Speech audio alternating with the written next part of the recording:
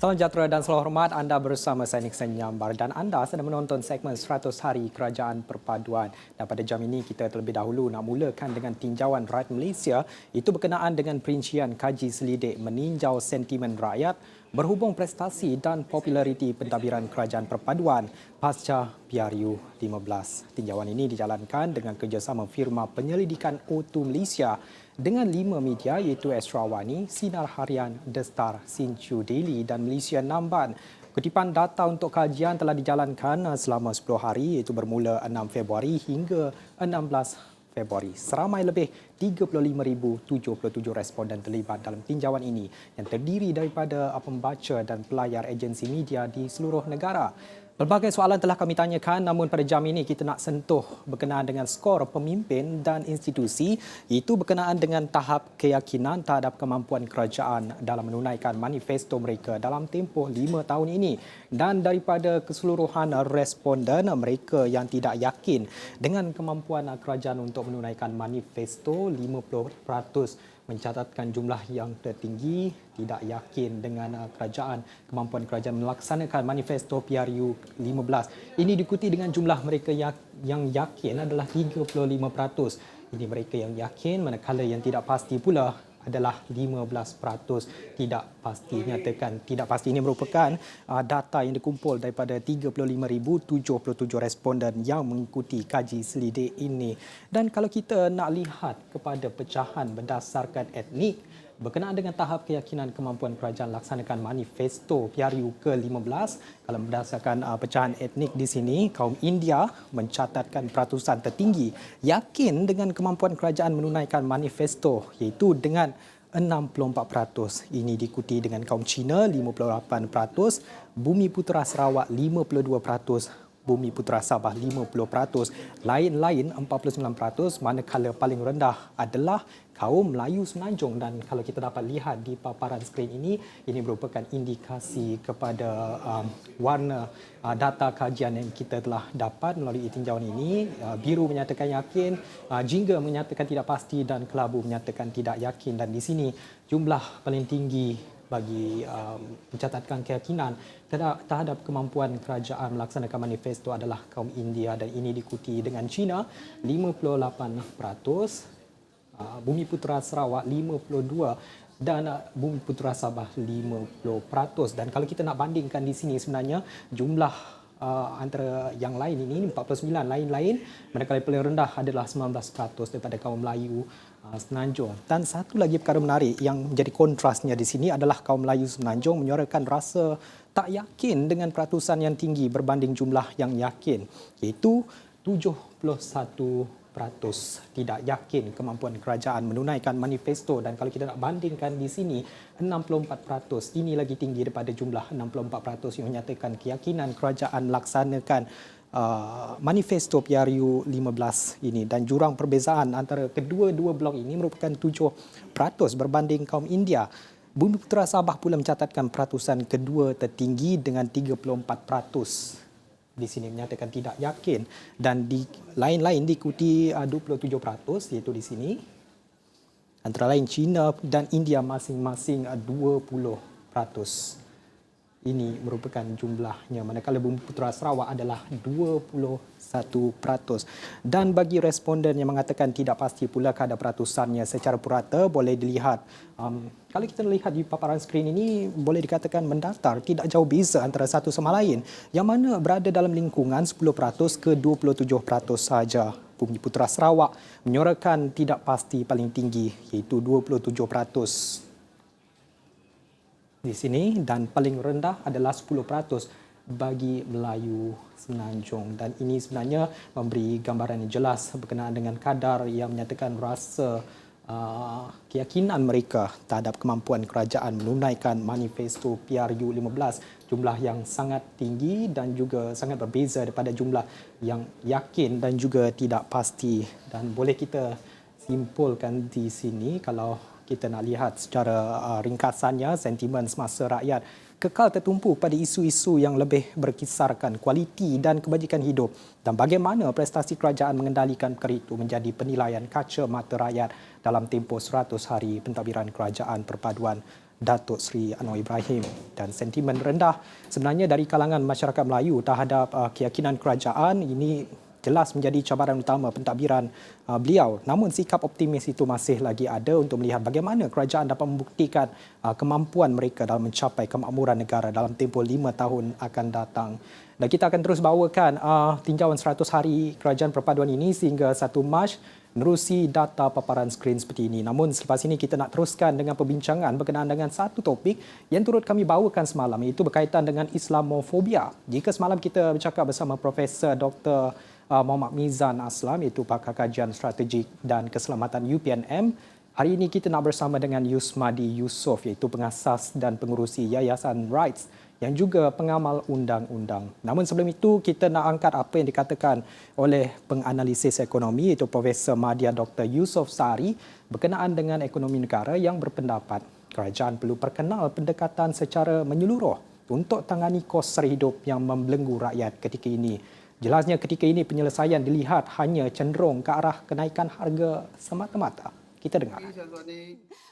Bercakap dalam program 100 Hari Kerajaan Perpaduan, Dr. Yusof menegaskan pendekatan dilaksana kerajaan ketika ini adalah tidak pragmatik dan menyeluruh. Ia disifatkan bukan penyelesaian jangka panjang.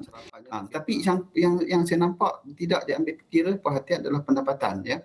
Jika satu kenaikan harga itu adalah kita faham bahawa dalam ekonomi satu perkara yang normal, tapi kalau hal kita lihat pendapatan itu kalau dapat ditingkatkan, ini akan memberi satu pendapatan, satu kuasa beli yang lebih kepada rumah walaupun harga di luar sana meningkat. Tapi intervensi pendapatan tidak dilakukan pada ketika ini dan saya tidak nampak intervensi pendapatan ini adalah juga berbagai termasuk jugalah menggalakkan meningkatkan gaji, mempercepatkan proses job matching, mengurangkan pengangguran, melihat upskilling, reskilling pula supaya memastikan pekerjaan yang pekerja dapat dengan manfaat gaji yang bersesuaian. Itu tidak diberi perhatian besar. Ya, kita hanya terarah sekarang ni nak kawal harga, perkenalkan menu itu, menu ini. Itu tidak pragmatik di situ. Jelas beliau peningkatan kos tidak hanya melibatkan makanan semata-mata. Sebaliknya melibatkan aspek lain termasuk perumahan, pengangkutan dan pendidikan. Beliau mengulas dapatan kajian terbaru yang mendapati 56% tidak berpuas hati dengan cara kerajaan tangani kos sara hidup. Kajian berkenaan dijalankan firma O2 dengan kerjasama 5 media utama, Sinar Harian, Awani, The Star, Sinchu, Daily dan Malaysia Namban sempena 100 Hari Kerajaan Perpaduan. Antara lain dalam segmen 100 Hari Kerajaan Perpaduan, kita juga ingin memberi fokus terhadap isu Islamofobia. Apa yang harus dilakukan kerajaan dalam meleraikan isu ini terutamanya.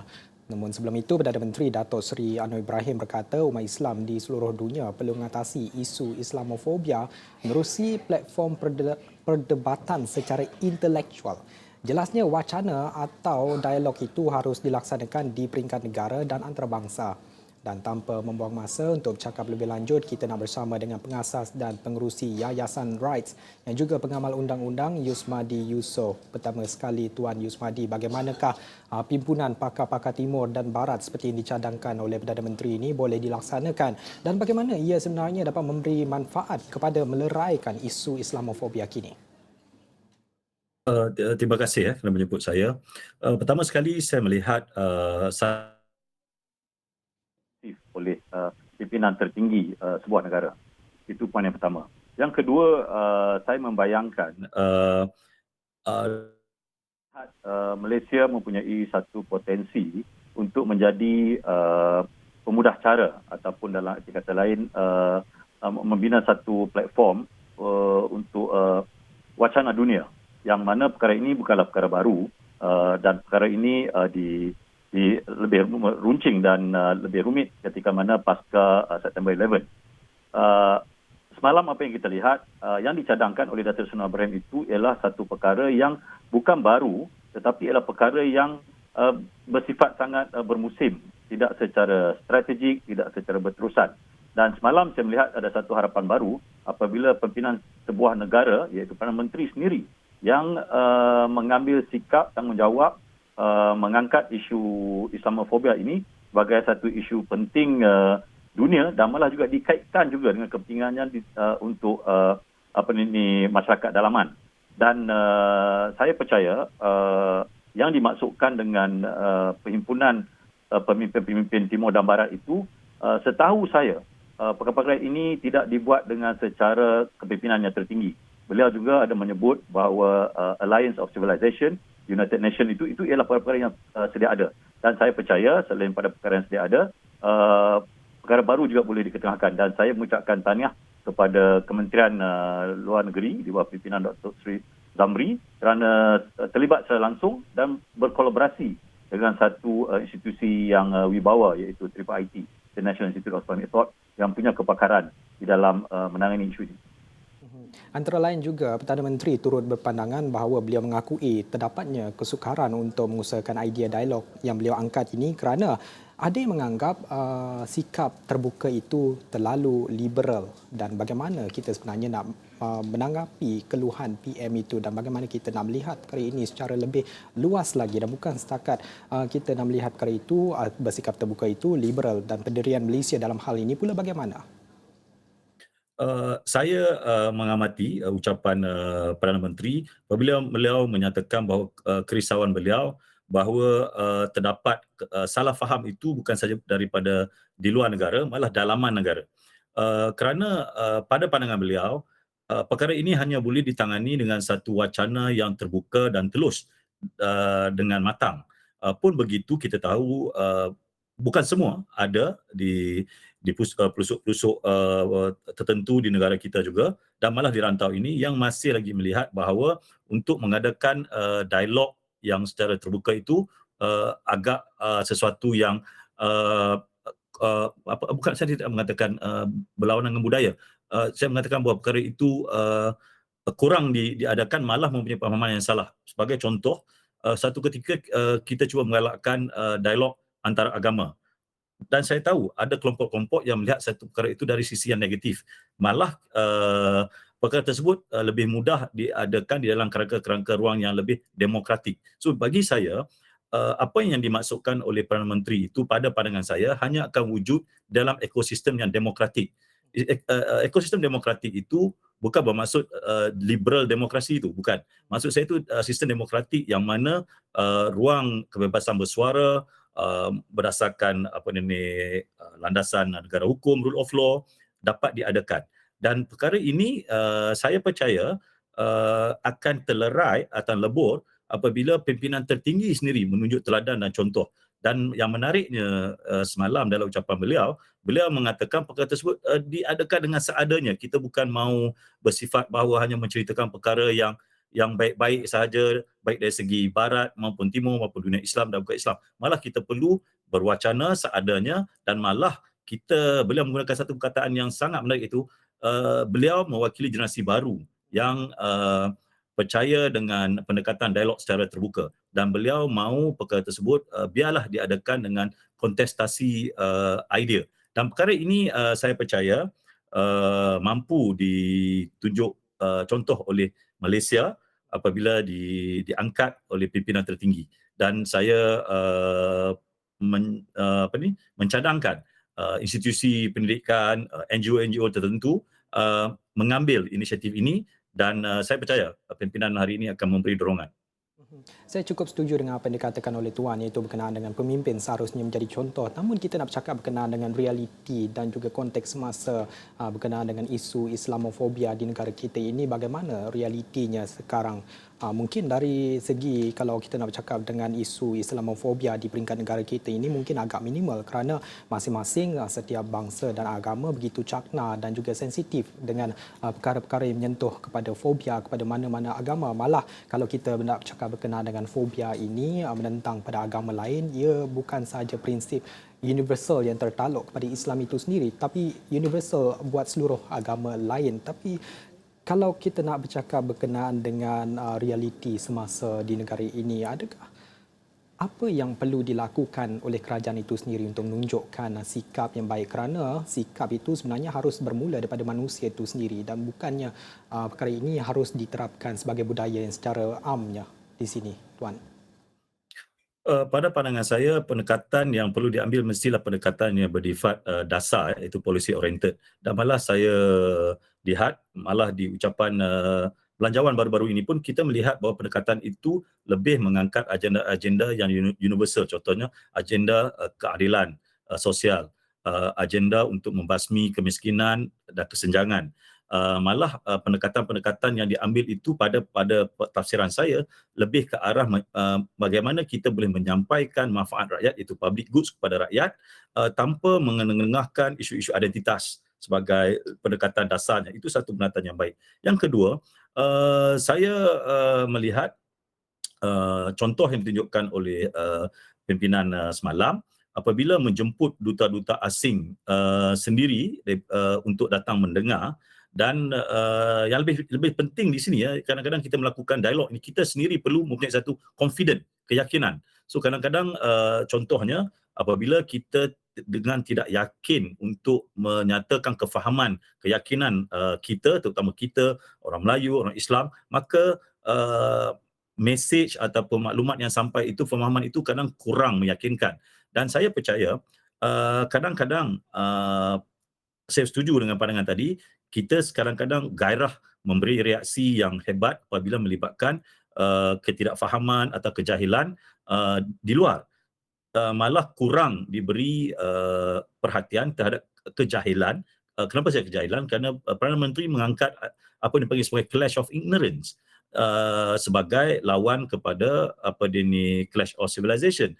Di Malaysia, inilah satu-satunya tempat di mana semua tamadun utama dunia wujud, iaitu tamadun Islam, tamadun Cina, tamadun Hindu, mewakili orang India, Buddha, orang Tionghoa, dan malah juga sedikit mereka yang mewakili kelompok Eropah. Dan bayangkan kalaulah dasar yang yang bersifat dari atas ke bawah itu dapat pertama sekali memecahkan kita panggil ruang-ruang silo atau ruang-ruang yang tidak memecah kelompok. Jadi bagi saya pertama sekali kerajaan Malaysia perlu mencari pendekatan yang mana memecahkan tembok-tembok kejahilan itu dengan membanyakkan interaksi. Ini kunci perkataan ialah interaksi sesama budaya kaum yang akhirnya sekali pada pandangan saya boleh dilakukan kerana tadi saya lihat tadi apabila survey-survey ditunjukkan bagaimana di Sarawak respon, bagaimana masyarakat India, bagaimana, bagi saya itu ialah gambaran terhadap pemahaman. Dan saya percaya juga apabila tembok-tembok parokial itu silo itu dipecahkan, maka akan wujudlah kerjasama-kerjasama yang lebih bagi saya yang lebih genuine bersama masyarakat. Dan akhir sekali apabila itu terbentuk, yang kurang kita lihat banyak dan perlu dibanyakkan ialah teladan. Dan saya percaya apabila teladan dapat ditunjuk oleh seorang pimpinan tertinggi, teladan dapat ditunjuk oleh pimpinan kerajaan, teladan dapat ditunjuk oleh pimpinan swasta, pimpinan NGO, dan saya percaya satu natijah baru yang kita akan lihat di dalam masyarakat kita, insya-Allah.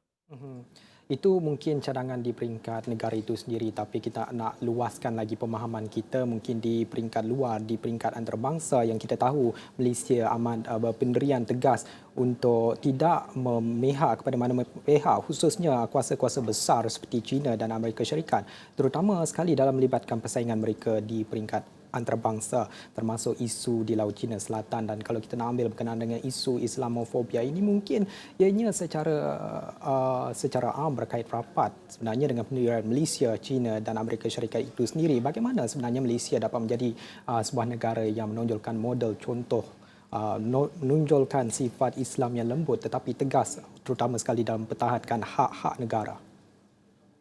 Pertama, saya melihat Malaysia perlu bangga dengan apa yang kita miliki selama 60 tahun selama ini. Kita ialah antara sebuah negara di rantau maupun di dunia yang berjaya mengurus satu kelompok masyarakat yang rencam, pelbagai bangsa, pelbagai agama ke suatu tahap yang boleh dibanggakan. Walaupun kita punya pengalaman yang agak kurang menarik pada tahun 1969. Pun begitu, secara keseluruhannya kita punya modal politik atau modal intelektual yang kalau kita bina, kita cerakinkan, kita berjaya membentuk satu naratif yang mungkin dapat diletak di dalam kerangka lebih besar dunia, ia akan menjadi satu naratif baru dunia. apa yang saya masukkan di sini contohnya, apabila agenda madani diangkat oleh Perdana Menteri, antara rukun-rukun ataupun pilar yang utamanya ialah antaranya ialah menghormati, iaitu respect. Jujur saya cakap, selama ini pengalaman ke Timur dan Barat kurang dibicarakan mengenai isu menghormati ataupun respect. Tetapi apa yang diangkat oleh Perdana Menteri adalah respect, menghormati dalam keadaan memahami, lita'arufu, lebih kepada bagaimana ianya dapat membangkitkan agenda kefahaman. Okey, yang saya masukkan di sini ialah banyak aktiviti program-program yang berada di timur dan barat dunia hari ini, apatahlah dunia Islam dan bukan Islam, sangat bersifat parokial. Apa sebab parokial ialah mereka gagal melihat daripada sisi pandang kelompok yang berbeza pandangan. Dan saya percaya ini bukanlah satu perkara baru yang telah dibuat oleh Perdana Menteri. Seingat saya seawal beliau menjadi timbalan Perdana Menteri, beliau sendiri berusaha mengusulkan contohnya pusat kefahaman Islam dan Kristian di Georgetown, dan sehingga hari ini boleh kita banggakan ialah satu-satunya pusat kefahaman antara agama yang wujud di sebuah universiti terkenal di Washington DC, iaitu di Georgetown, dan sehingga hari ini mampu membawa nama baik Malaysia. Dan bayangkan ketika itu telah wujud di Georgetown. Dan saya percaya dengan cadangan ataupun gesaan Perdana Menteri yang saya lihat melalui ucapan beliau, saya mengandaikan akan wujud selepas ini satu platform wacana, mungkin di atas nama forum, mungkin di atas nama conference, persidangan dan sebagainya, yang akan mengumpulkan tokoh-tokoh pemegang taruh dunia yang tertinggi. Dan saya percaya dengan kekuatan pengaruh Perdana Menteri yang sedia ada, beliau mampu untuk melibatkan tokoh-tokoh hebat dunia untuk sama-sama duduk untuk membincangkan perkara ini. Kedua, saya juga melihat bahawa potensi masyarakat Malaysia, iaitu Malaysian diaspora yang berada di dunia. Dan setahu saya, sehingga hari ini kita mungkin tidak punya data yang lengkap mengenai mereka, tetapi saya tahu berdasarkan pengalaman yang terbatas, banyak mereka yang orang Malaysia yang menjadi tokoh-tokoh hebat di dunia dan malah tidak diberi peranan untuk orang kata menjadi katalis untuk membangkitkan kefahaman dan berkongsi pandangan mereka. Dan saya percaya mereka ini dalam kata kutip boleh menjadi cultural diplomat ataupun diplomat budaya untuk membangkitkan kefahaman. Dan di situ saya percaya kalau strategi yang dirangka dengan kemas oleh kerajaan Malaysia melalui kepimpinan Wisma Putra, saya percaya imej Malaysia sebagai negara yang boleh menjadi dalam kata kutip maestro kepada dialog wacana dunia ini, saya rasa mampu membangkitkan satu naratif baru pada dunia. Baik, perkara itu kita nak kembangkan lagi selepas ini, tapi sebelum itu kita nak berhenti rehat seketika. Lepas ni kita nak kembali semula dengan Tuan Yusmadi.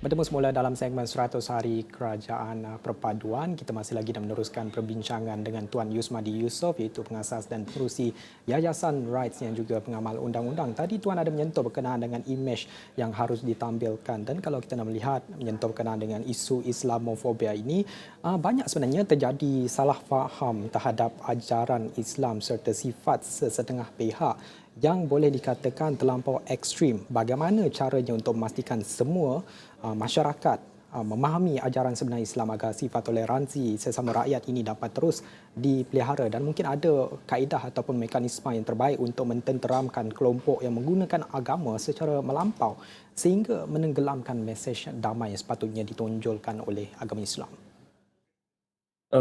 Isu ini seingat saya bukanlah satu isu yang baru, dan malah saya tidak mahu underestimate isu ini, kerana saya tahu isu ini mempunyai kerumitan atau kompleks, yang sangat kompleks dengan tersendirinya. Pun begitu, yang saya lihat mampu dibuat dan insya-Allah mampu mengurangkan kesalahfahaman agama ini, antaranya ialah saya melihat sendiri sekiranya negara itu dasar dalamannya itu sendiri. Dasar dalamnya itu sendiri dapat diyakini oleh rakyat mereka sendiri. Contohnya di Malaysia sendiri, kita membina satu nilai Islam yang lebih inklusif, Islam yang lebih progresif, Islam yang lebih mengayumi ataupun merangkul bangsa-bangsa yang lain atau agama yang lain, yang saya percaya ia mampu akan membangkitkan satu keyakinan baru. Dan dalam konteks ini, saya untuk membasmi Islamofobia ini, kadang-kadang kita fikir kita orang Islam sahaja perlu mempromosikan perkara ini. Tetapi saya percaya selama 60 tahun kita merdeka, saya percaya banyak juga di kalangan bukan Islam, ramai di kalangan kawan-kawan kita maupun guru-guru kita maupun tokoh-tokoh di Malaysia ini yang saya percaya mampu bercakap bagi pihak kita di sebuah negara yang pelbagai kaum yang mana selama ini kita wujudkan satu suasana yang lebih kondusif.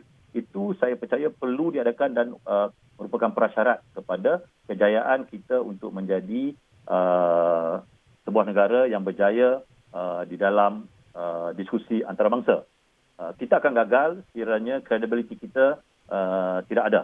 So hari ini kita perlu mengambil peluang ini kerana kita punya kredibiliti melalui sosok pimpinan Datuk Seri Anwar Ibrahim sendiri yang diangkat sebagai antara pemimpin berpengaruh dunia Islam antara 500 terpengaruh, bersama dengan juga tokoh kita juga perlu kita banggakan, iaitu Profesor Osman Bakar, merupakan antara tokoh falsafah di ISEC.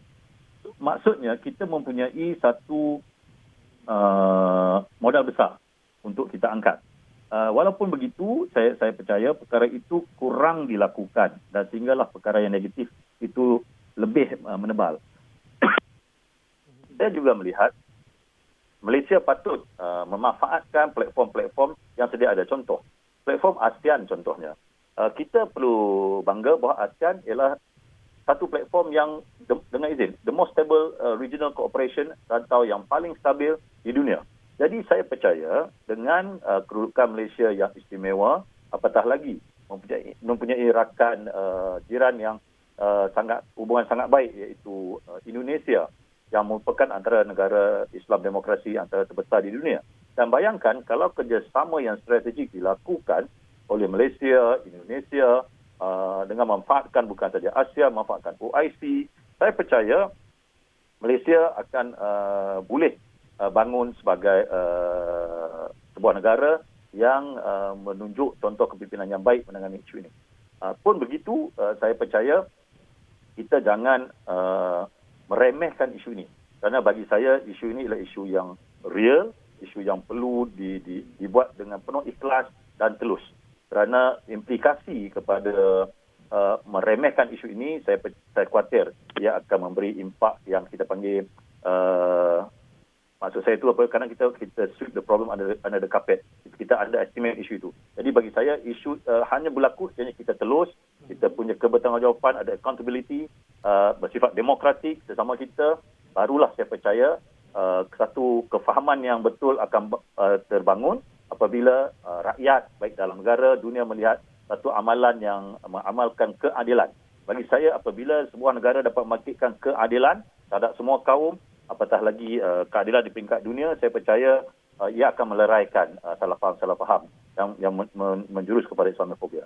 Baik, itu perkongsian oleh Tuan Yusmadi Yusof dalam berkenaan dengan topik itu melerai Islamofobia di negara kita dan juga di peringkat antarabangsa. Terima kasih Tuan Yusmadi di atas perkongsian anda. Semoga nilai-nilai ataupun cadangan-cadangan yang diutarakan oleh Tuan Yusmadi, itu pengasas dan pengerusi Yayasan Rights yang juga pengamal undang-undang ini, dapat diterapkan dalam konteks Malaysia Madani. Saya kira itu sahaja masa yang kita ada untuk segmen ini. Saya Nik Senyam Bara, salam hormat. Kita jumpa lagi.